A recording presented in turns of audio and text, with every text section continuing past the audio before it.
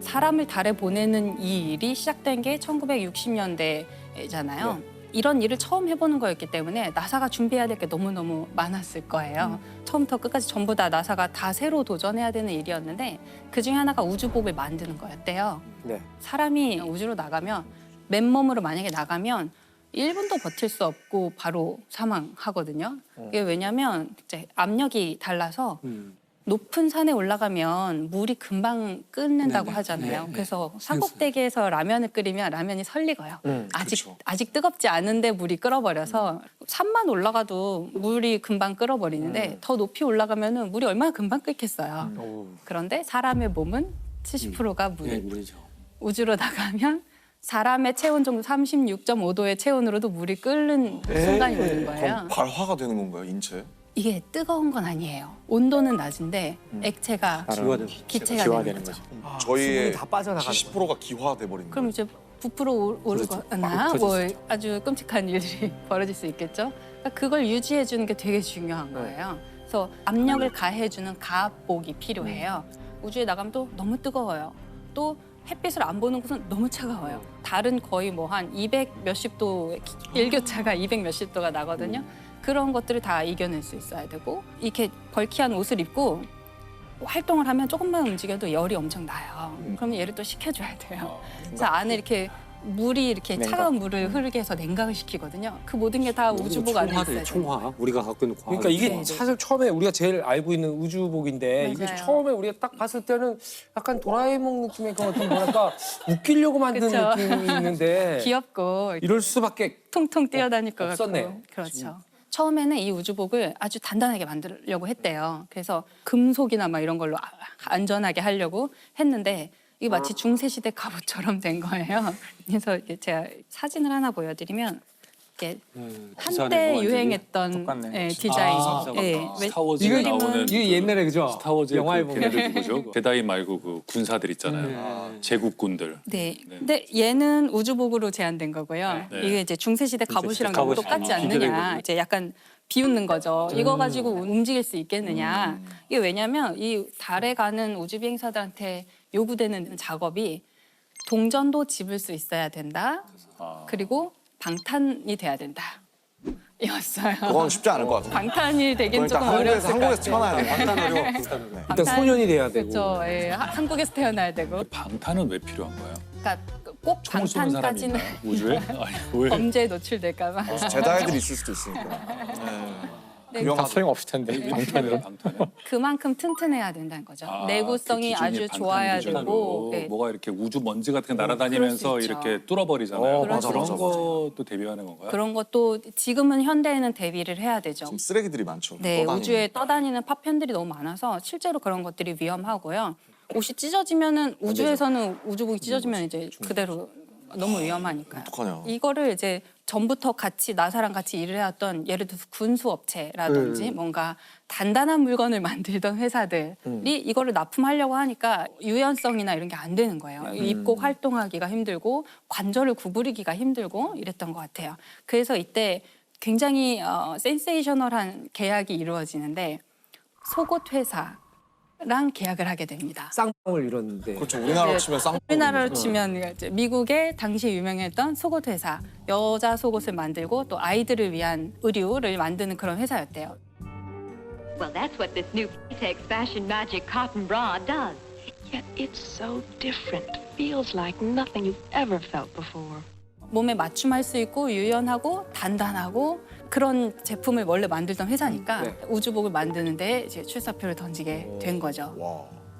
그 속옷 회사가 처음에 들어와서 일부는 속옷 회사가 이제 자기들의 첨단 기술로 만들고 일부는 원래 하던 군수 업체랑 같이 합작을 해서 만들어라라고 나사가 이제 그렇게 계약을 했는데 이게 좀 서로 말이 잘 안 통했다고 그럴 그래요. 것 같아요. 네. 그리고 정부 기관이랑 일을 하려면 굉장히 많은 서류나 뭐 절차가 복잡해요. 예산 따오고. 이거를 사기업이 하기에는 말도 안 되는 작업이 너무 많았나 봐요. 그래서 이 두 회사가 서로 기술적인 문제보다도 약간 행정적인 문제 뭐 이런 문제가 좀 촉발이 그 되면서 간극이 있어요, 분명히. 네, 계약이 해지됐어요. 그래서 계약이 해지되고 지금 사람을 달에 보내야 될 날짜는 점점 다가오고 있는데 옷은 안 만들어졌고. 우주복이 안 만들어지는 거예요. 가야 되는데. 근데 이때 그 속옷 회사가 다시 도전을 합니다. 그동안 자기들이 충족하지 못했던 어떤 행정 절차 이런 걸 다 충족시키고 대단하다. 그에 더해서 우리 우주복이 이렇게 훌륭하다라는 비디오를 찍어서 제출을 했대요. 자기네 제품을 입고 풋볼을 하는 거야. 아메리칸 풋볼. 공을 막 던지고 덤블링하고 뛰고 이런 다양한 동작을 하는 거를 보여주면서 우리 우주복이 얼마나 훌륭한가. 오디션 합격한 거네. 그게 몇 년도예요? 그게 60년대 중반이에요. 와 대단하다. 네. 지금도 있어요? 지금도? 도버는 아직도 우주복 만든 산업을 하고 있어요. 네. 오. 네, 그때 이제 그래서 이 작업을 해야 되는데 이 회사가 디자인한 우주복이 21겹으로 되어 있어요. 그러니까 이제 안에는 냉각을 시키는 장치가 안에 있고 가압복이 있고 온도를 견디는 거, 유연하게 만드는 거, 우주에 있는 물질로부터 보호하는 거 이런 식으로 층층이 해가지고 21겹이나 되는 거예요. 그리고 얘가 그 애기들 입는 일제로? 한 벌만 네, 입는 옷을 우주복이라고 하잖아요. 예. 그게 위아래가 붙었어. 붙어 있는 옷이거든요. 네. 상의 하의가 붙어 있는 옷인데 아 그걸 우주복이라 불러. 그 우주복이라고 불러요. 네, 그게 이제 이 우주복 컨셉에서 온 거죠. 한 벌에 다 붙어 있는 옷이에요.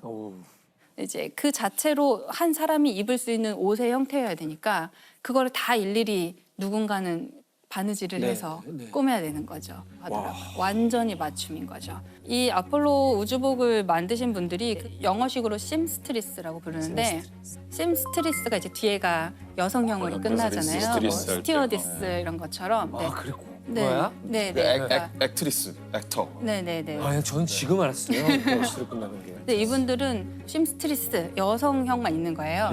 그 솔기를 꼬매는 사람들 여성형만 있어요. 완전히 여성들인데 옷이랑 옷을 재봉을 하면 솔기가 생기잖아요. 이 솔기를 이렇게 접잖아요. 그러면 42겹 이상이 되는 거잖아요. 만약에 네, 솔기를 그쵸. 잘못 네, 처리하면 근데 그런 것들을 되게 잘할 수 있는 장인들을 필요로 했고 그 속옷 회사에서 일하시던 분들을 다 그대로 데리고 와서 장인들이시구나. 그 인터뷰가 있어요. 그 엘리노어 포레이커라는 분이 이제 대표로 인터뷰하신 것이 있는데 나 애기 그 바지를 만들고 있었는데 갑자기 누가 오더니 An engineer came to me and asked me if I would mind trying something else. And I said no. 이번엔 대사이즈야. 아 그렇죠. 조그만 우주복 만들다가 이제 그래서 뭔지 모르고 괜찮아요라고 했더니 우주복을 만들러 갔다고. 진짜 황당했겠다. 영광이네요. 어찌 보면. 그렇죠. 그분은 이제 역사에 남으신 거죠. 야. 그분들이. 근데 이때 그 재봉하는 게 네, 네. 대단한 기술이었다고 21겹. 하더라고요. 네. 원래 이제 재봉틀은 네, 드르르륵 하고 네, 받고 그렇죠. 가잖아요. 근데 그렇게 하다가는 무슨 일이 일어날지 모르니까 기계를 쓰긴 했는데 한 번에 한 땀만 뜰 수 있게 해서 그게 뭐가 한 땀이 잘못되면 뭔가 사고가 크게 벌어질 수 있는. 예를 들어서 계기가 이게 가압복이니까 압력을 다 가해놨는데 어딘가 미세한 구멍이 있다. 세버리면.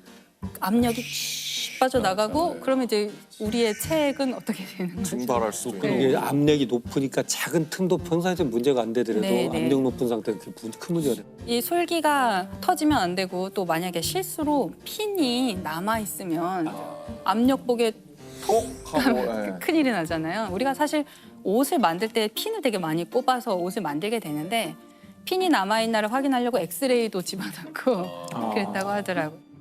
이 재봉사들도 처음에 정말 일이 막 많았을 때에는 잠을 못 자고 야근을 많이 했다고 하더라고요. 아침에 새벽 5시에 퇴근해서 아침 7시에 다시 출근하는 날도 많았다고 하시더라고요.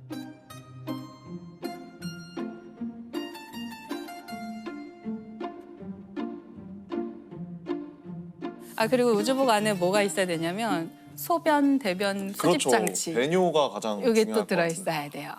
그냥 우주선 만드는 것보다 이게 더 힘든 것 같은데. 오 맞아요. 피곤하대요. 이게 하나의 작은 개인용 우주선이라고 불러요. 그 안에 모든 게 다 있어요. 심지어 화장실까지 다 있는 거잖아요. 근데 선생님 화장실이 있다 그러셨잖아요. 네네. 이 대소변을 받아야 되는데 이게 그 어떻게 닦아요? 화장실이 있다 그러셨잖아요. 네네. 이 대소변을 받아야 되는데 이게 그 어떻게 닦아요? 일단 아니, 궁금하지 않아요? 입고 있는 동안은 닦을 수 없고요. 닦지는 네. 못할 것 같아요. 근데 닦을 필요도 없게 다 아주 되겠죠. 근접하여 수집하는 장치가 있고요. 그 되게 재밌는 일화가 하나 있는데 당시에 네. 다 우주인들이 남성이었기 때문에 신체랑 그 관을 연결하는 그 첫 번째 부품을 이제 사람 신체의 크기에 맞게 맞춤형으로 만들어야 되는데 그 이제 처음에 만들 때 대중소가 있었대요. 이거 우주인들 자존심 싸움이 장난 아니었겠는데. 되게 미묘한 문제인데. 네. 맞춤형으로 예, 제작했다니까 뭐. 예, 맞춤형으로 제작해야 되니까 네. 이 크기를 정확하게 아는 게 되게 중요하거든요. 그렇겠네. 그 우주인들의 손도 다 틀로 떠놓을 정도예요. 근데 이거를 꼭 맞춰야만 하는 문제인데 모두가 다 대를 선택했대요. 본인 생각에. 자존심이에요, 네. 자존심 싸움. 서양도 비슷한가 서양도. 그러다 죽으려고. 그렇죠. 이게 만약에 새어 나오면 큰일이잖아요. 이게 그래서 나중에 이 사람들이 대, 특대, 특특대 이런 식으로 바꿨다고 하더라고요. 이 우주개발 역사에 남게 되니까요. 그 자료가 네. 하나 어디에 누가 들어가는 거야. 이 주제 되게 좋아하시네요. 그래서 무슨 얘기하다 이럴 때. 아 그렇게 이제 그 이제 화장실. 화장실. 네. 아, 네네. 이 우주복이 하나가 개인용 우주선이다. 뭐 자기 이런 우주선. 정말 절체절명의 어떤 사명감을 가지고 이분들이 만드신 거죠. 나중에 이 우주인이 실제로 이 옷을 입고 달에 갔잖아요. 네. 그러면 이분들은 자기가 만든 어떤 마스터피스가 네. 이제 달에 그렇죠, 가는 거죠. 나도 달에 가는 기분이었다. 그렇죠. 뭐 이런 식으로 인터뷰를 하셨어요. 그리고 너무 재밌는 게 처음 도착했을 때는 달에 발을 디디면 혹시 푹 들어갈지도 모른다고 생각했대요. 정말로 그런 생각이 있을 수 예, 있죠. 혹시 푹 들어갈 수도 있으니까 그래서 처음에는 되게 조심스럽게 발을 디뎠는데 그냥 지구에서처럼 단단한 흙인 거예요. 그래서 이제 그때부터 걷기 시작하다가 나중에는 이따가. 콩콩 뛰어요. 콩콩 아, 뛰고 네, 그다음에 재밌겠다.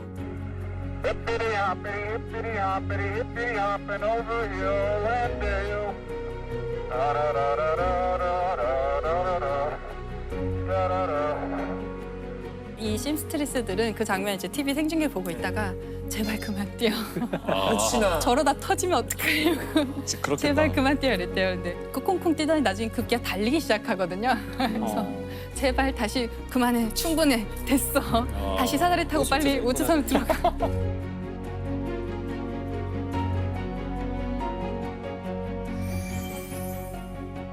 제발 빨리 돌아가라고 했던 완성된 이 근데 우주복이죠. 되게 멋있다. 아직도 우주복이 저런 모양으로 알고 있는데 지금은 좀 달라졌나요? 지금도 제목 거의 이 거의 형태에서 지금도 수제작으로 아직도? 지금도 수제작 하고 있죠. 이게 맞춤이어야 되고 이게 이 우주복 하나가 4,000조각 정도로 만들어요.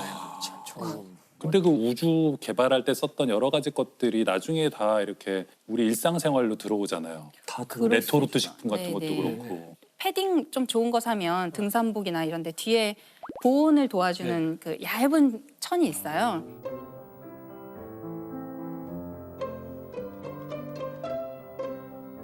그럼 우주복에 그거를 사용한 다음 그 기술을 그래서 패딩에 하나씩 적용한 거죠.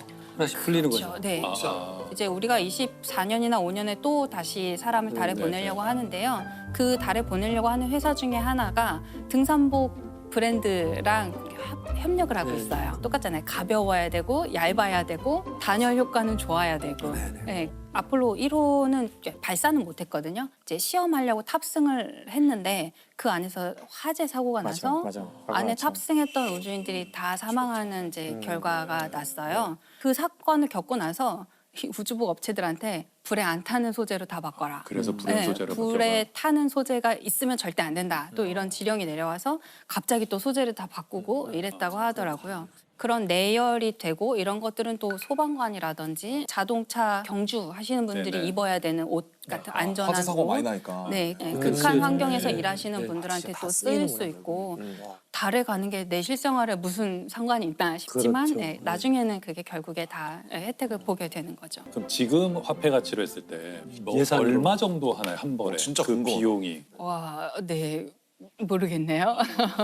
이 중요한 제작 비용이 얼마나 엄청나게 들까? 돈이 많이 들 것 같은데. 한번 상상해 볼까요? 나중에 그 아마 제작진이 찾아볼 테니까 그거 가격을 그냥 상상하면 재미없으니까 내기를 해서 가장 가까운 사람이 다 가장 먹는 가까운 걸로. 사람이 이기는 걸로. 처음에 부른 게 이게 앵커인데 누가 제일 먼저 세게 불러줘야 되는데. 일단 수작업을 하고 그다음에 42겹에 그리고 첨단 소재들이 다 들어가고 안전해야 되고 무슨 장치들도 들어가니까. 한 회사가 거의 독점하고 있고 한 10만 달러 정도 하지 않을까요? 너무 싼데. 저는 10억 단위일 것 같은데. 난 40억 정도. 저도 한 20억에서 30억 정도? 아니, 저는 한 1억 정도면 살 것 같아요. 아 1억은 절대 아닐 것 같아. 1억에서 한 1억 2천? 그럼 전 5억으로 할게요. 5억? 선생님은 얼마? 전 모르겠어요. 아, 해보세요. 기권. 네. 저는 솔직히 20억보다 높을 것 같아. 20억 4천. 그래서 가장 근접한 사람에게는 뭘 해주는 선물을 걸까요? 이건 여기 물어봐야죠. 네, 제작진. 뭐. 선물 하나 주세요. 그 옷을 하나 사줘요. 옷을. 우주복을 하나. 우주복 너무 비싸고. 그래서 얼마인가요? 아, 누구. 5억 좀 되겠다. 100억! 100억! 100억! 한 벌에? 아니 이건 당첨? 아니 뭐 나 진짜 부끄러워. 40억을 쓴 나 자신이 부끄러워.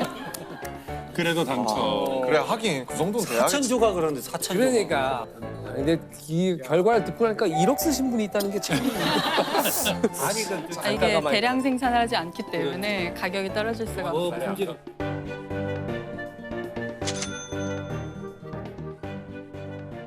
우리 결론이 100억이 아니잖아요. 뭐 되게 더 하시려고 했던 것 같아요. 아니 그렇죠. 예, 결론은 그래서 우리가 아폴로 프로젝트를 생각하면 뭐 닐 암스트롱이나 우주 비행사들만 생각을 하는데 아폴로라는 거대한 프로젝트 뒤에 재봉사라는 굉장히 우리가 생각조차 하지 못했던 기여하신 분들이 있다는 걸 기억을 할 때 또 다른 프로젝트에서도 좀 숨겨져 있는 그러나 너무나 중요한 일을 하셨던 분들을 좀 기억해 보면 좋겠다 그런 생각을 이거 오늘 해주신 말씀 어디서 비슷한 것도 들어본 적이 없어요. 그러게. 그럼 궁금증. 근데 진짜 너무 재밌는 게 우주복과 재봉사라는 건 마치 뭔가 너무 상상이 누군가는 그걸 만들었을 텐데. 그러니까요. 네. 이걸 또 서고 대사가 해냈다는 게 그러니까. 너무 놀라운 일인데 영화 크레딧처럼 이렇게 올라가는 거 없어요? 이렇게 발사에 성공하면은 우주선에 팀 다 스텔스 이름을 이래가지고 크레딧처럼 아니면 옷의 저희 솔기마다 이렇게 이름을 간혹 새기기는 해요. 그래서 이제 인공위성에 뭘 관측기기 올린다 그러면 관측기기 옆면에 뭐 이름을 식각하거나 그런 이벤트도 간혹 하고요. 최근 박사님도 저는 다누리호의 어떤 부품의 이름 다누리호 쓰셨어요? 말고 20년대 중반에 갈 거에다 지금 이름 새기려고 와우. 계획하고 있어요. 오. 우주로 좀 와우. 가려고. 오. 이름을 남기시는군요 확실히. 네, 이름을 남겨야죠. 이분은 나사에서 일하는 과학자. 어. 이름은 미미 아웅이라는 아웅 이름인데 미미 아웅. 아웅. 네.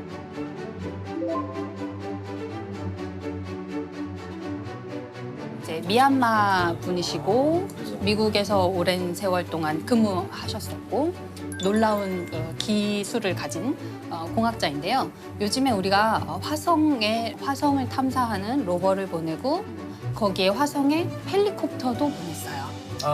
네. 기사 본 것 같아요. 아주 작은 헬리콥터인데요. 그 헬리콥터 이름이 인제뉴어티라는 헬리콥터인데요. 날개는 한 1.2m 정도인데 안에는 굉장히 본체는 굉장히 작고 가볍고 한 2kg 정도도 안 되는.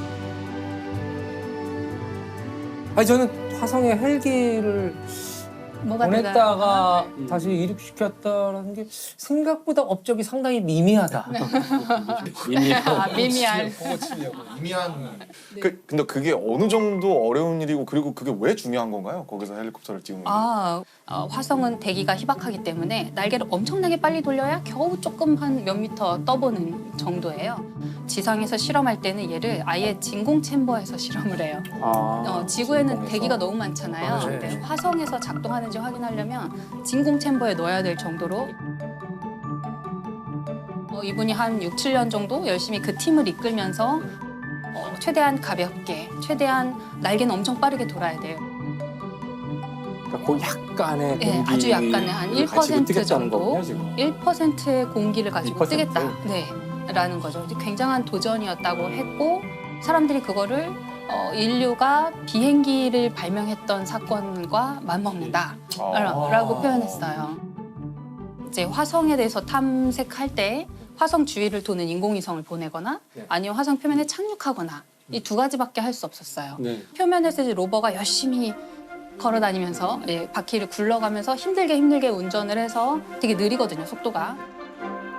아주 오랜 시간 이제 진행하면서 이제 탐사를 하게 되는데 헬리콥터를 타고 갈 수 있으면 살짝 떠서 좀 날아가서 내려가면 금방 이동할 수 있잖아요. 네. 그리고 이제 1%밖에 안 되지만 대기에 무엇이 있나 이런 것들을 탐사하는데 되게 좋은 수단인데 그래서 우리가 이제 그런 그 헬리콥터, 화성 헬리콥터에 대해서 말할 때 새로운 차원을 하나 추가한 것이다. 그 정도. 이렇게 표현을 했어요. 근데 사실은 그 정도 환경이면 뭐 달도 있을 테고 가까워. 네. 네. 근데 왜 하필 화성으로? 왜 화성까지 가야 했냐면 하루가 24시간 한 조금 넘어요. 예, 25시간은 안 되고 24시간 조금 넘거든요. 그나마도 인간이 가서 혹시 방문하게 된다면 조금 더 우호적인 곳이다라는 거고요. 그러니까 인간이 굉장히 익숙한 생활 리듬으로 우주 비행사들이 거기서 활동할 수 있어요. 그리고 화성엔 그래도 1%지만 대기가 있긴 있어요. 달에는 없죠. 달에는 없으니까 달에서는 헬리콥터 비행기를 띄울 수가 없거든요. 아예 불가능해요. 달에서 날아다니려면 이렇게 점프를 잘하면 돼요. 가벼우니까. 점프해서 멀리 가서 떨어지는 이런 것들이 이제 요즘에 개발하고 있고요. 재밌긴 하겠네요. 네. 높이. 어렸을 때도 트램폴린 그렇죠. 퐁퐁이 그거. 트램폴린 퐁퐁처럼. 재밌겠다. 하면 엄청 높이 다른 중력이 작아서 엄청 높이 올라갈 수 있으니까 충전하고 올라갔다 내려갔다 이걸 계속 할 수 있는 거예요. 그 화성 그러면 이제 우리가 어렸을 때부터 뭐 화성 침공, 그렇죠. 우주 전쟁 이런 거 항상 화성인들이 침공하는 소설이나 영화나 이런 것들을 많이 봤었는데 선생님께서는 화성에 생명체가 있을 가능성은 어느 정도로 보세요? 시간이 중요한데요. 지금은 저는 없다고 보고요. 과거에 있었을 수 있다라는 게 행성과학자들의 거의 동의하는 이론입니다. 그 근거가 혹시 하나라도 우리가 알 수 있다면. 근거가 이번에 최근에 간 이 로버가 이름이 퍼서비어런스라는 로버가 갔는데요.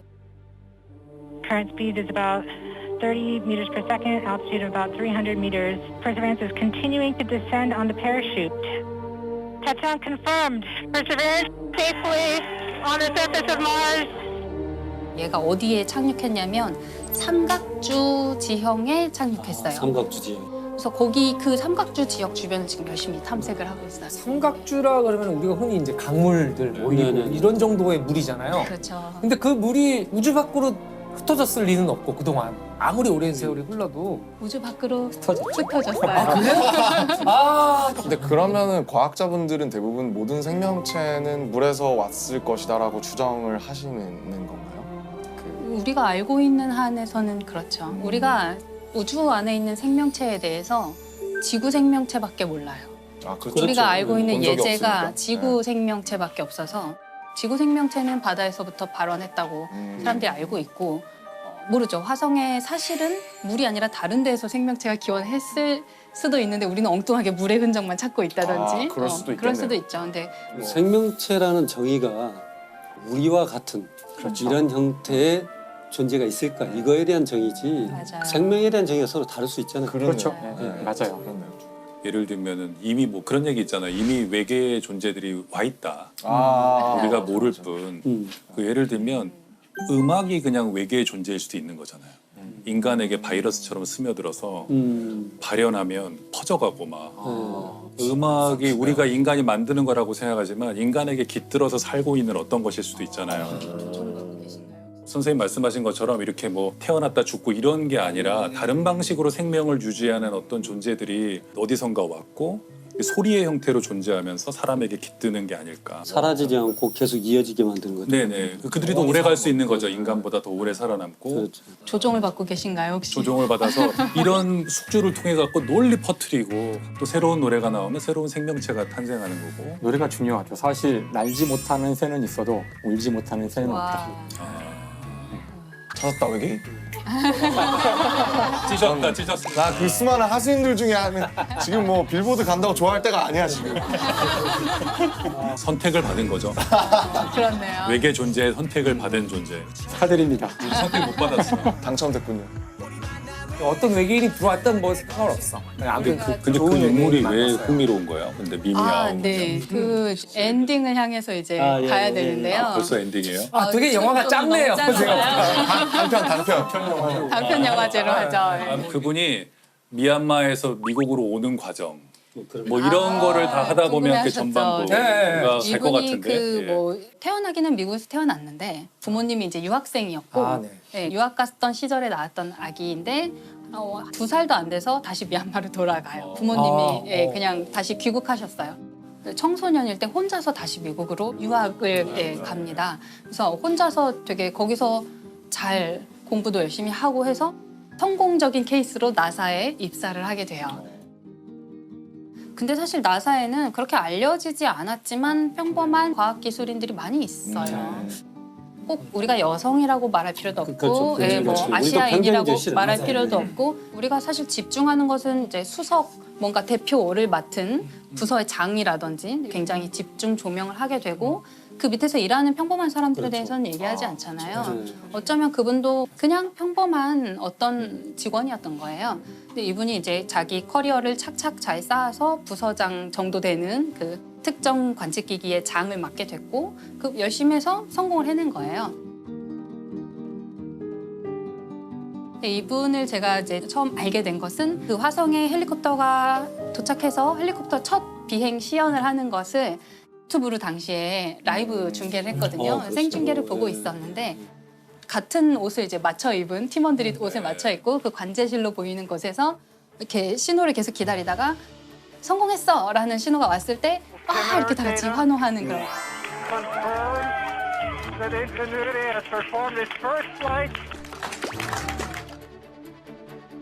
이분이 서류를 이렇게 책상에 여러 가지 서류를 갖고 있었는데 이 소식을 딱 듣자마자 뭐 여러분 우리가 뭐 이렇게 중요한 일을 했습니다 이런 짧은 연설을 한 다음에 이걸 찢어요. 세리머니 하는 장면을 봤어요. 영화에서도 꼭 나오잖아요. 그렇죠, 네. 야 하면서 막 뭐 던지고 막. 정확합니다. 예. 완전 마이크 드롭이네요. 근데 찍고 있는데 다시 추락합니다. 누가 다시 뽑아오겠죠. 네, 그렇죠. 이분이 그런 세리머니를 하는 그 장면이 굉장히 이제 이 서류를 찢는 장면으로 화제가 되었는데 지금 열심히 노력하고 있는 어떤 아직 이루지 못한 과학자들한테 약간 자신이 그런 세리머니 하는 어떤 서류도 찍고 막 이런 장면이 있는 것을 자기가 상상해 보면 목표가 너무 멀리 있다고 생각될 때 도움이 되지 않을까. 그래서 그런 좀 소개도 해드리고 싶었고요. 이게 사실은 이런 세리머니가 과학적 성과랑 아무 관계가 없는 것 같지만 필요하다는 생각도 들어요. 저는 너무 공감해요. 그래요? 네네네. 과학자들도 뭔가 조금 자기 자랑, 과학자들 약간 자기 자랑하기가 굉장히 어렵거든요. 과학자가 정말 못하는 일 중에 하나인데 해야 된다는 생각이 사실 들어요. 그걸 보시는 국민들, 전 세계에 있는 지구인들 모두가 좀 희망을 갖고 관심을 가져줄 수도 있는 것 같아요. 이런 당연히. 예를 들면 우리가 누리호 로켓 발사 성공했을 때 이제 실패를 몇 번 하다가 마침내 성공했을 때 성공하는 장면을 또 그때도 이제 생중계를 했잖아요. 네. 그때 이제 그 연구소의 관계자분들께서 그 관제실에 앉아 있다가 우리가 흔히 생각할 수 있는 뭐 성공했습니다 그러면 막 와 이런 거를 할 줄 알았는데 여기가 약간 너무 경직된 분위기였던 거예요. 이분들이 약간 너무 긴장 많이 하셨고 이거 혹시 실패할까 봐 너무 긴장도 많이 하시고 그래서 어떤 분이 종이를 이렇게 소심하게 이렇게 네, 이렇게 해보셨어요. 약간 밤낮 없이 준비해온 연구진의 노력이 결실을 맺었습니다. 그런데 그게 또 그 장면이 계속 다시 반복 재생되잖아요. 유튜브에서. 그 유튜브 생중계 댓글 중에 세금 아깝지 않네. 이게 있어요. 이 짧은 몇 마디 네. 아주 짧은 문장인데 그 세금 아깝지 않네가 아주 그냥 과기부와 연구원과 아주 여러분들에게 너무 희망을 줬거든요. 그래서 이렇게 하면 국민들이 승인해 주시는구나. 그리고 우리가 다음 일을 할 때 또 그래 니네 개발해봐. 조금 실패하더라도 해봐. 이렇게 국민들이 허락해 주시는구나. 이렇게 느껴져요. 근데 우리가 그런 세레모니도 하고 하면서 일반 사람들과 좀 더 소통을 많이 해야 그분들이 천문학자가 뭐 하는지를 알아야 그래 니네 해봐라고 말씀해 주시죠. 그런 점에서도 좀 필요하지 않나. 네. 저는 진짜 막 멋을 내주셨으면 좋겠는 게 전 진짜 천문학자가 멋있어서 천문학자가 되고 싶었거든요. 갈릴레이가 막 따지고 막 그래서 그런 신화적인 장면들을 앞선 분들이 만들어주시면 제2의 미미 아웅님이 나오실 수가 있는 아주 사소한 계기가 될 수도 있지 않을까. 이게 만약에 이 미미 아웅 네. 이분이 그럼 헬기를 띄우는데 실패했어요. 그러면은 이분은 지금 언급도 되지 않았을 테고. 아니에요. 다음 비행에 성공했을 거라고 저는 생각합니다. 근데 이제 네. 나사가 얼마나 기다려줄 수 있어요? 보통 나사는 예를 들면 예산을 780억을 썼는데 많이 들으면 780억. 삐서 온것 화성 같은데. 헬리콥터 그거보다 조금 더 들었어요. 네. 굉장히 근접하셨는데 거의 900억 정도 들었어요. 근데 재밌는 게 나사 같은 기관은 뭘 잘못했다고 해서 그 관련된 사람을 자르는 걸로 문제를 해결하지 않아요. 왜냐하면 이 사람이 실패를 했잖아요. 가장 잘 알고 있는 사람이에요. 뭘 하면 그러네. 실패하는지 이렇게 하면 안 된다는 걸 몸소 경험한 그 문화가 사람. 참 멋있어요. 그 문화가. 그 그래서 문화가 참 좋아요. 그 사람을 거기 그대로 앉혀놓고 네가 잘못한 거 네가 해결해.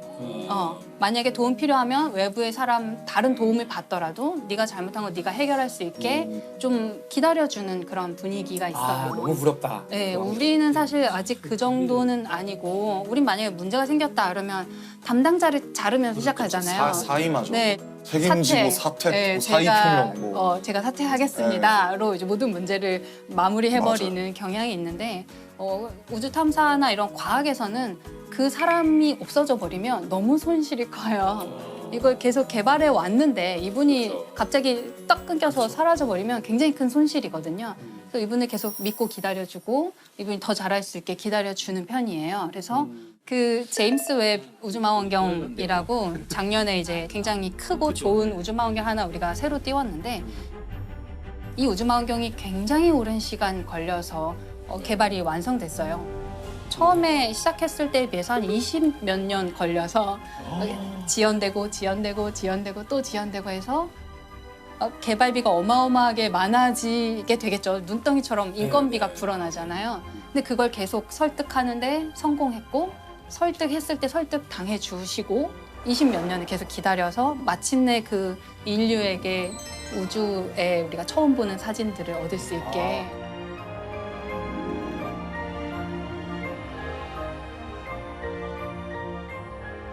그래서 그 사진이 한참 화제였었구나. 그럼요. 그리고 그 되게 재밌는 얘기를 들었는데 그러니까 그 허공을 찍어달라 그래서 허공을 찍었는데 네. 뭐 거기서 엄청난 뭐 대발견이 있었다. 맞아요. 네, 들었는데. 우리가 제임스 웹 우주망원경의 전신이라고 할 수 있는 허블 우주망원경을 사람들이 처음에 허블 우주망원경이 처음 올라갔을 때는 막 많은 사람들이 경쟁을 해서 관측을 쫙 여러 가지를 했어요. 그러고 나서 허블 우주망원경의 수명이 아주 상태가 너무 좋아서 임무를 연장시키고 하다가 나중에는 아주 엉뚱한 제안을 누가 한 명이 해요. 아무것도 보이지 않는 곳을 한번 방향을 보자. 틀자. 네, 보통 이제 보이는 것을 더 잘 보려고 근데 다 미쳤다고 하는데 그랬다면서요. 막 네, 그 기회를 아무것도 날리냐. 없는 데를 보자. 근데 아무것도 없기 때문에 아주 오랫동안 지켜봐야지 희미하게 볼 수 있는 거예요. 그래서 이 비싼 우주망원경의 시간을 내가 한 열흘을 쓸게. 뭐 예를 들면 이런 식으로. 그리고 며칠 동안 아무것도 없는 곳을 열심히 봤는데 그 안에 수천 개의 은하가 있는 거예요. 아무것도 없다고 생각한 공간에.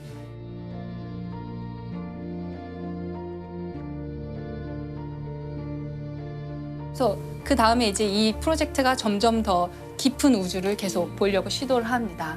아무것도 없는 빈 공간이라고 생각했는데 들여다보면 안에 은하가 또 수천 개 있고 아무것도 없다고 생각해서 봤는데 들여다보면 또 거기 은하가 수천 개가 있고 그 은하 하나에는 또 수천 개의 별들이 있거든요.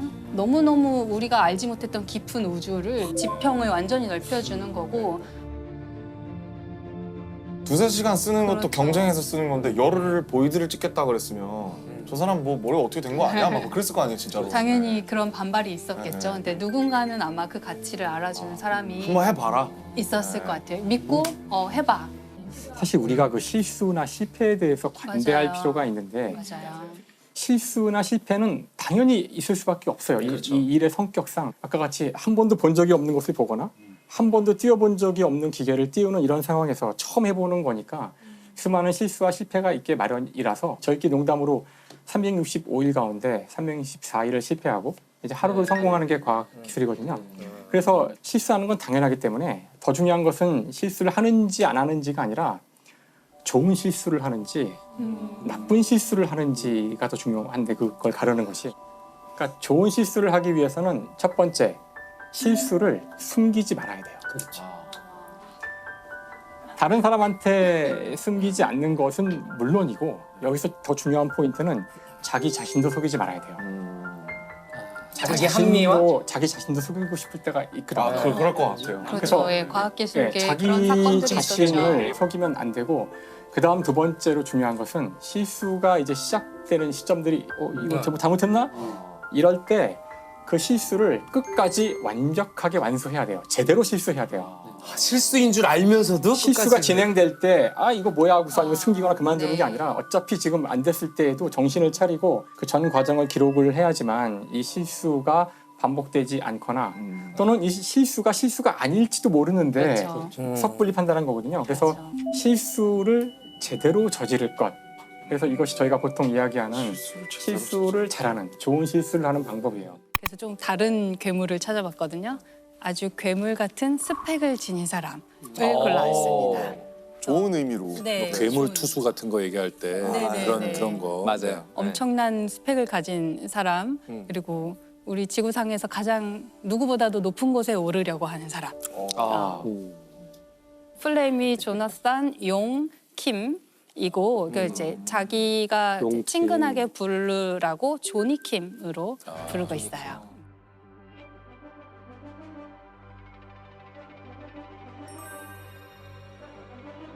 이분이 이제 고등학교 때부터 공부도 되게 잘하고 스포츠도 되게 잘했대요. 그래서 공부랑 운동을 둘 다 잘하는 건 되게 엄친하잖아요. 네. 네. 근데 이분이 졸업하고 나서 갑자기 뜬금없이 군내 자원 입대를 해요. 특수부대로 네이비 실에 들어가게 됩니다. ABC. 네, 그래서 네이비 실에 들어가고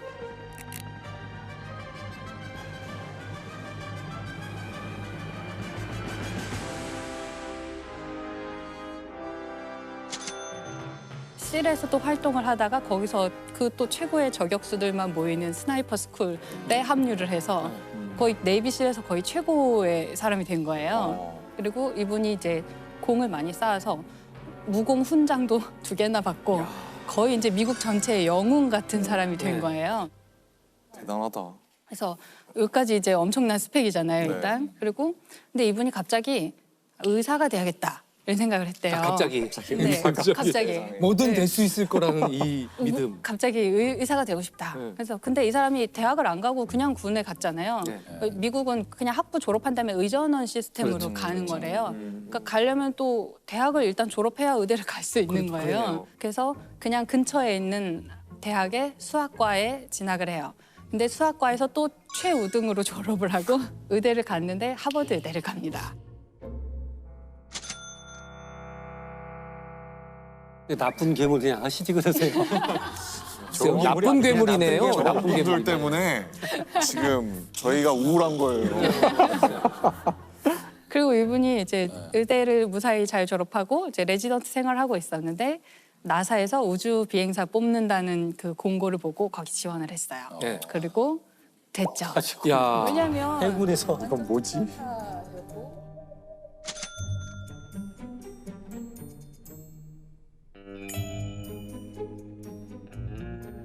네, 이분 스펙이 너무 높으니까 인터넷에 그 밈이 되게 많이 돌아다녀요. 그래서 그럴 정도로. 조니 킴이 36살까지 한 것. 내가 지금껏 한 것. 샤워하고. 아침에 아침 먹기 전에 샤워하는 사람. 약간 이런 거네요. 네. 너무 힘들었다 이러면서. 그래서 이제 미국의 엄친아로 우리 엄마가 조니 킴을 모르게 해라. 이런 식의 이제 영원이네. 예, 밈이 많이 돌아다녔다고 하더라고요. 자기가 이 스펙을 쌓고 쌓아서 무슨 계급의 사다리를 오르겠다 이런 욕심이 있어서 이 모든 일을 한 건 아니었고 이분은 뭔가 지키고자 하는 마음을 가지고 그 정말 스펙의 사다리의 끝에 오르신 것 같아요. I wanted to transform my life. I wanted to be someone that could protect the people that I loved. All I wanted to do as a kid growing up was protect my family.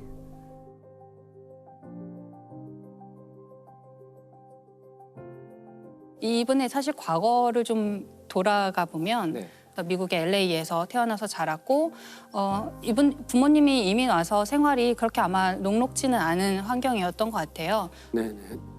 아버지가 주류 판매점 운영하셨는데 약간 알코올 중독이셨나 봐요. 그래서 툭하면 이제 가정 폭력을 아이고. 하고 그래서 이제 집이 가장 안락한 곳, 안전한 곳이어야 되는데 그러니까요. 집에서 너무나 심한 폭력을 목격하고 때로는 이제 자기가 당할 때도 있고 그래서 이분이 고등학교 때까지는 뭐 공부도 잘하고 뭐 운동도 잘했지만 자기가 기억하는 자기는 굉장히 주눅 들어 있었다라고 기억을 하신대요. 그런 괴로운 고등학교 생활을 하고 있는데 이 네이비실에 대한 이야기를 어디서 친구가 해준 거예요. 이런 게 있다더라. 이제 그걸 듣는 순간 뭔가 내가 이거 꼭 해야겠다는 생각이 들었대요. 내가 이렇게 강한 사람이 되면 동생이랑 엄마를 지킬 수 있겠구나라고 생각했다고 하더라고요. 그래서 군대 가려고 막 마음을 먹고 있는데 이제 사건이 하나 터져요. 이 아버지가 이제 자기도 삶이 사실 힘들었을 거잖아요. 네, 그 어려운 그렇죠, 시기에 네. 미국에 이민 가서 힘들게 사니까 그날따라 아버지가 이상한 시간에 집에 들어왔는데 약간 술 냄새가 이미 나고 있었대요. 그래서 좀 문제가 있다고 생각했는데 아버지가 총을 들고 이제 그날 집에 들어온 거죠. 그래서 아버지를 막으려고 했대요. 네. 그랬더니 아버지가 이제 막 아령으로 자기를 찍고 막 이래가지고 어떻게 할 수가 없는 상황이 됐고 아버지한테 아버지 그냥 가라고 제발 지금 당장 여기서 이렇게 도망쳐라. 네. 그래서 엄마가 신고를 하셨거든요. 그 사건을 보고서 아버지를 막 설득해서 아버지를 보냈대요. 그러고서 자기는 이제 머리 상처 난 거 꼬매고 이러고서 다시 집에 돌아왔는데 집 안에 있는 가구나 이런 그 위치가 약간 자기 눈에 달라진 게 보이는 거예요. 그거 보고서 아빠 아직 집에 있구나를 알았대요. 그러니까 그때 이제 경찰한테 아버지 아직 집에 있는 것 같다라고 얘기를 해서 대치하고 난동을 부리다가 경찰이 이제 아버지를 사살하게 돼요. 아마 이제 경찰과 아버지 사이에 큰 난동이 있었던 것 같아요. 경찰이 이 친구한테 안 됐지만 나쁜 뉴스인데 이렇게 됐다라고 얘기했을 때 He said, "Son, I'm sorry to tell you, but your father is dead." And this is one-on-one in a room. And I was just emotionless, just stone-faced. And he said,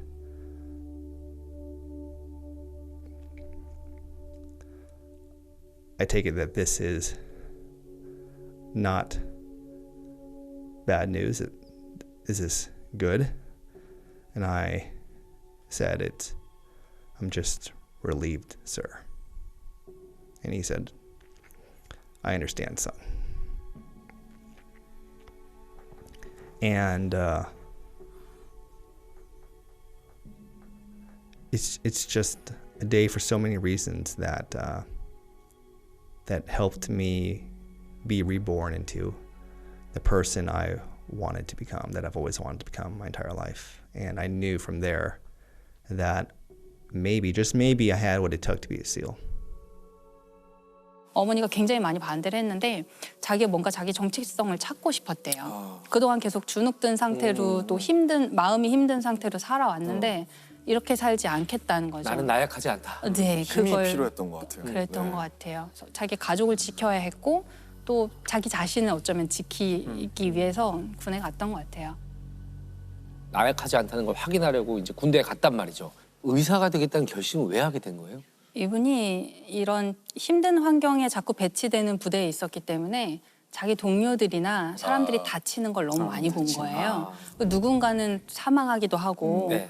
또 이제 네이비에서 의무병으로도 잠깐 하셨다고 해요. 의무병도 하고 뭐 저격수도 하고 혼자서 거의 여러 가지 역할을 다 하셨는데 이 사람들을 좀 살릴 수 있는 지식이 있었으면 좋았겠다는 생각을 많이 했대요. 의대를 가야겠다라고 생각을 한 거예요. 근데 의대를 가려면 이제 그 전에 뭔가 이공계 쪽에 뭐 대학을 나와야 되니까 샌디에고 대학에 수학과를 들어갔는데 왜 하필 수학과였을까요? 그러니까 왜 하필 수학과였을까요? 가장 어려운. 그걸 좋아하셨대요. 이게 군대가 수학하고 많이 관련돼 있어요. 맞아요. 네, 아 네. 그래요? 네. 포거리 맞아요. 계산하고 이런 것 때문에. 맞아요. 네. 스나이퍼 스쿨에 있었다고 했잖아요. 그러니까 자기가 이 각도로 쏘면 얘가 이렇게 떨어지고 이거 계산하는 거를 좀 좋아하셨던 것 같고 네. 갔는데 이분이 가정 환경이 그렇게 넉넉지 않았잖아요. 네. 그러니까 뭐 군에서 뭐 장학금 같은 것도 좀 주고 네. 했을 텐데 그래도 돈이 모자라서 교내에서 주차 딱지 떼는 아르바이트 같은 걸 하셨다고 하더라고요. 이렇게 차에 딱지 붙이면은 처음에 딱 발견. 뭐야? 예, 딱지 받을만 하네요. 저 그분이 나타나서. 예, 데이비실이 딱 나타나가지고 벌금 수고일 100%. 여기 무공훈장 2개 이렇게 달려있고. 그렇죠. 그렇게 해서 돈을 벌면서 원래 대학이 4년인데 거기를 3년 만에 최우등으로 졸업을 하시고 시간이 다르게 가는 분이군요. 네, 대학을 4년짜리 3년 만에 우등으로 졸업하시고 네, 하버드 의대에 들어갑니다. 이거 영화로 해도 설정 비현실적이라고 받아. 욕먹을 것 같은데. 대단하다. 정말 대단한 사람이에요. 그래서 이제 하버드 의대를 갔고 졸업했고 근데 응급실에서 레지던트를 하고 있었는데 그 중에 이제 우주 비행사에 대한 정보를 이제 듣게 돼서 그때. 인류가 또 우주로 나아가려고 하는데 사실 거긴 또 누군가가 선구적인 탐험가가 있어야만 그 다음 인류가 또 이어서 우주에 갈 수 있는 거잖아요. 그런 최전방에 서는 최정의 인물의 역할을 내가 기꺼이 감당하겠다. Wanted to be an astronaut because it was completely consistent with my goals. Do something to impact positive good in our world. You can have a huge impact on the next generation of explorers, of scientists, of people who want to be a better version of themselves.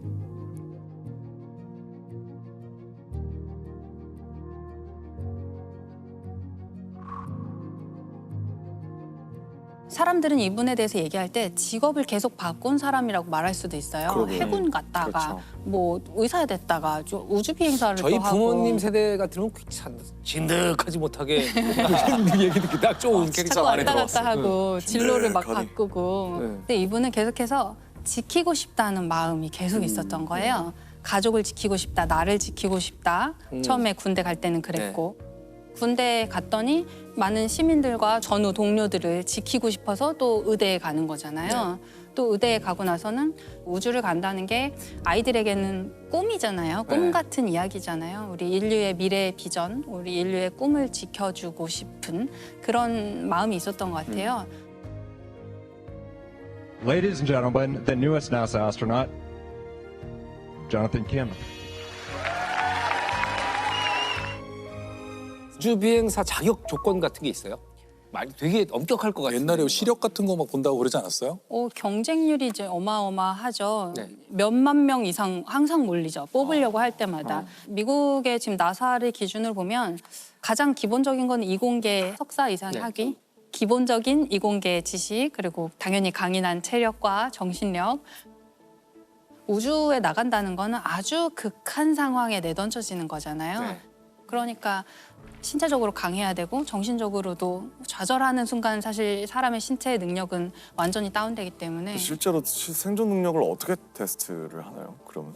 예를 들면 그 훈련 중에 에피소드 중에 하나가 이제 사막 같은 데 이제 놓고서 여기서 물을 찾아와라고 했대요. 물을 찾는 미션을 준 거예요. 그랬는데 어느 날 갑자기 폭우가 온 거예요. 근데 이게 사막 같은 곳에 있었는데 갑자기 폭우가 오니까 다 너무 춥고 막 몸이 다 젖어서 이제 건강상의 이유로 후퇴해가지고 안전한 곳에서 다 덜덜덜 떨고 있었대요. 근데 조니 킴이 혼자 우비를 가지고 나가서 신나가지고 야, 이 물 공짜 물이야 이러면서 신나서 왜 체력이 강하고 건강해야 되는지가 딱 거기서 그렇죠. 보여지네요. 그분들도 다 훈련을 받고 그런 그 자격을 갖춰서 오신 분들인데 그 중에서도 유독 마지막까지 활동하신 분이었던 것 같아요. And it made me laugh so hard because it's just like, oh, it's cold, terrible rain. But for him, he was choosing to see it from a different perspective. And that's the kind of teammate you really want in those hard moments because all of a sudden, everyone's laughing, everyone's morale is boosted, really brought the team out of, a tough moment. 그런 극한 환경에 자꾸 갖다 놓고요. 뭐 동굴 같은 데를 탐사하게 한다던가 우리가 만약에 달에 가거나 화성에 간다면 실제로 동굴에서 우주 비행사들이 생활하게 될 가능성이 커요. 왜냐하면 너무 햇빛이 가릴 데가 없잖아요. 나무 그늘도 없고 거기는 대기도 없고 그래서 방사능 피폭이 될 수 있거든요. 그래서 이제 동굴 안에 들어가는 게 최고 좋아요. 그러면 이제 동굴 안에서 생활할 수 있는 능력이 있는지를 테스트하려고 또 동굴에 집어넣고 뭐 이런 일을.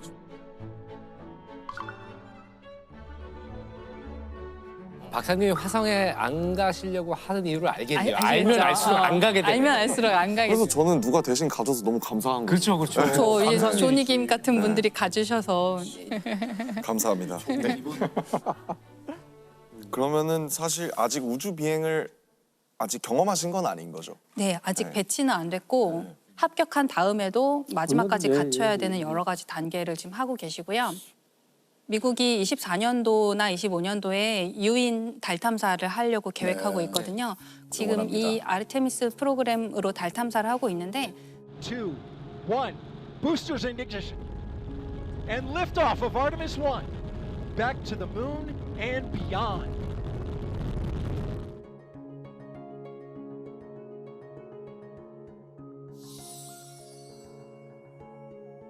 거기에 들어갈 수 있는 팀에 지금 10몇 명 정도 있어요. 그럼 갈 수 있겠네. 그 중에 10몇 들어가 있고요. 명이면, 네. 아르테미스 프로그램이 달을 넘어 화성으로라는 부제가 달려 있거든요. 그래서 조만간 이제 또 화성에도 사람을 배치할 텐데 이 팀이 거기까지 갈 수도 있는 거죠. 야, 대단한 영광이다. 가실 수 있겠다. 네. 근데 60년대, 70년대에 달에 갔던 사람들은 백인 남성들이었어요. 그렇죠. 네. 주로 뭐 공군 조종사 출신이거나 이런 그렇죠. 분들이었는데 이제 다양성의 문제가 굉장히 중요한 우리 세대의 화두니까 일단 다음 달에 갈 사람은 첫 번째 발을 내디딜 사람은 여성이에요. 그게 정해졌어요. 여성으로 보내겠다. 첫 번째. 그러니까 두 번째로 발을 디딜 사람은 백인이 아닌 남성으로 정해져 있거든요. 조니 김 씨가 좀 유리하네요. 너무 상당히 유리하잖아요. 유리하죠. 유색 인종이고 특수부대 출신이고 의사고. 아메리칸 드림의 상징이 될 수 완전, 있잖아요. 네. 그래서 이분이 달에 갈 수 있을 것 같고 어쩌면 나중에 화성도 갈 수 있는 후보, 막강한 후보가 아닐까 생각하고 있어요. 응원을 해야겠네요. 내년이든 내후년이든 이렇게 뉴스 보고 있는데 나사에서 달 탐사선을 쐈는데 거기 조니 김이라는 이름을 보면 우리가 굉장히 기분 좋을 것 같아요. 네, 너무 반가울 마치 것 같아요. 되게 잘 알았던 사람이 너무 기다려지네. 출세했네 조니. 네, 이런 생각도. 근데 이 조니 김이 물론 대단한 스펙으로 이제 우리가 괴물이다. 네. 야, 좋은 의미에서 그런 얘기도 했는데 박사님께서는 또 다른 의미에서의 괴물. 네, 어떤 저는 점일까요? 이 괴물 같은 스펙을 가져서 괴물로 소개해드리고 싶은 건 사실 아니었고요. 네. 가정폭력의 생존자로서 너무나 잘 생존해낸 그게 정말 괴물 같은 네. 힘을 가진 사람이다라고 생각이 들고 강하네요. 네, 확실히 그 지점에서. 그래서 사실 이제 뭐 제가 이름을 말할 필요는 없지만 많은 가정폭력 생존자들이 네. 유명인이 된 사람들도 사실 많이 그렇죠. 있잖아요. 그런 분들도 보면 굉장히 혼란스러워하세요. 아버지가 나를 공격하고 내 가족, 내가 사랑하는 사람들을 공격하는 사람이기도 하지만 공격만 항상 한 건 아니었거든요. 자기 인생 동안에는 그래도 과거에 아버지와 함께 같은 장르의 음악을 좋아해서 같이 음악을 들었던 기억, 뭐 함께 뭐 공중 목욕탕에 함께 갔던 기억, 아빠랑 뭐 썰매를 탔던 기억, 이런 기억들이 있기는 있거든요. 누구나 다. 네, 그래서 내가 아버지의 자식으로서 행복했던 기억이랑 내 가족을 죽이려고 하고 때리려고 하는 이 공격하는 사람의 기억이 공존하니까 그게 너무 힘든 일이었을 것 같아요. 생존해냈다는 것 자체가 어려웠을 것 같고, 근데 너도 가정폭력 생존자니까 너도 조니킴 같은 사람 될 수 있는 거 아니야? 이러면 이게 또 하나의 폭력이잖아요. 그렇죠. 그럼 많은 사람들이 또 다시 두 번째, 세 번째 좌절을 경험하지는 않으셨으면 해요. 많은 사람들이 시련이 인간을 강하게 한다고 하지만 대부분의 경우 시련은 인간을 이렇게 녹슬게 하거든요. 시련으로 강해지는 사람 진짜 드물어요. 어려운 드물어서 얘기하는 거죠. 드물어서 드물어서 이렇게 얘기하는 참 대단하다 얘기하는 건데 저는 그분이 운이 좋았다고 생각해요. 그렇죠. 운이 네. 나빴다면 어떤 일이 저도 벌어졌을까 그렇게 하면 생각해요.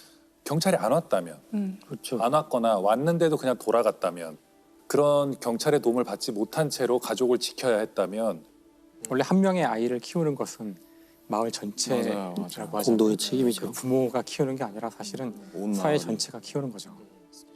사실 우리도 가정 폭력을 당하거나 학대를 당했을 네. 때 주변에 알리거나 도움을 요청하는 게 뭐 20-30%도 안 된다고 하더라고요. 그래서 이제 주변에 이제 선생님들이나 의사나 뭐 주변에 있는 전문가들이 빨리 개입을 해서 신고를 해주거나 이렇게 해줘야 되는데 다른 분들도 혹시 조니 킴의 어린 시절처럼 비슷한 과거 혹은 비슷한 현재를 살고 있는 사람들이 계신다면 함께 극복해 나갈 수 있었으면 좋겠다. 그런 이야기를 꼭 하고 싶어서 네, 소개했습니다. Just like me, who are scared, tired, who don't think they can amount to anything, who don't think they're worth anything. You are in a position to be able to help someone. You should do that. There's no way I would be in the situation, have the honor and privilege I do now, if it wasn't for all of those help